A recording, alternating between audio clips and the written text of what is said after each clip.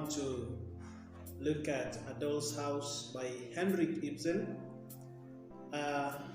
Henrik Ibsen, as we understand, is a Norwegian author that has written several books, among them A Doll's House, that I want to look at this time. You have to understand that A Doll's House in this year's KCSE will be set as Excerpt in paper 2 of English exam. Now, for that reason, I want to look at how to answer questions in Excerpt. To begin with, the Excerpt is normally meant to show that the learner is expected to understand the flow of the book and also understand how events unfold from the beginning to the end.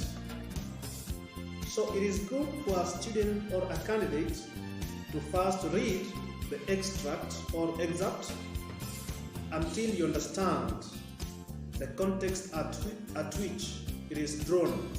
Don't just read to answer questions, but before you go to the questions, you first read to understand the context at which it is drawn. You also go through the questions without answering them in order to get a clue of the main context. You need to get a clue of the main context. Another thing that you need to understand as a candidate is that if you are asked to place the excerpt into its immediate context, you are supposed to talk about what happens immediately before and what happens immediately after. That question requires that you talk of the most immediate happenings. That is, if it is before, you talk of the most immediate happenings before and the most immediate happenings after. Which means when you read the book itself, the actual text, you need to understand that the immediate paragraph, the paragraph that comes or precedes the excerpt, is what you talk about. You don't need to just talk about what happens far behind.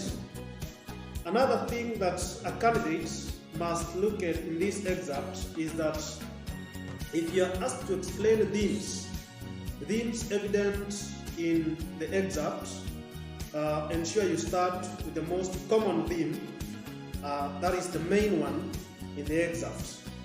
You must give evidence or what we call illustrations in your explanation or in your answer. If, for example, you are talking of the theme to be the theme of change or the theme of culture or education, you need to give evidence of what you are talking about. That is from the book. You need to illustrate from the book, especially from that given excerpt. Do not give evidence which comes from the different parts of the excerpt or from another part of the book. You only need to concentrate on the given excerpt.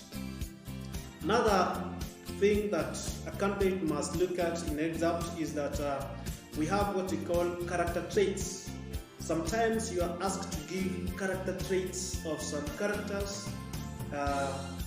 For example, we have characters like Nora in A Doll's House. If your excerpt has those characters, there is a way in which they must be behaving, depending on how they talk with one another and how they relate with one another.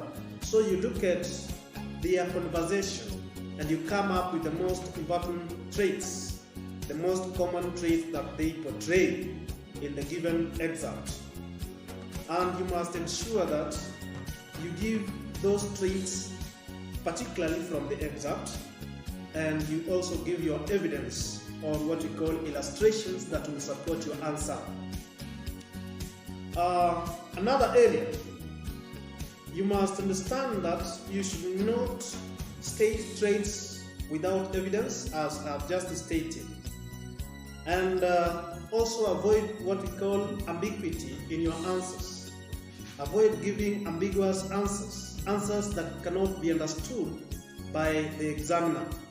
Sometimes a candidate may give an answer which makes the examiners to take time before they understand what that particular candidate means.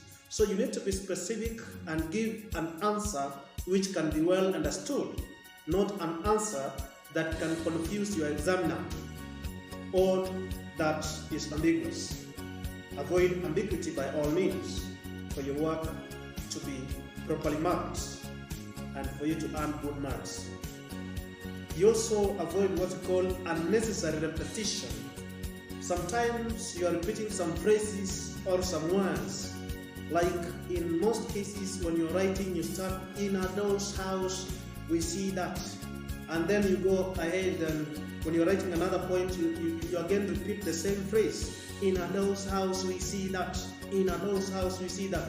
Avoid unnecessary repetition and just write your good answers that will portray that indeed you understand the book.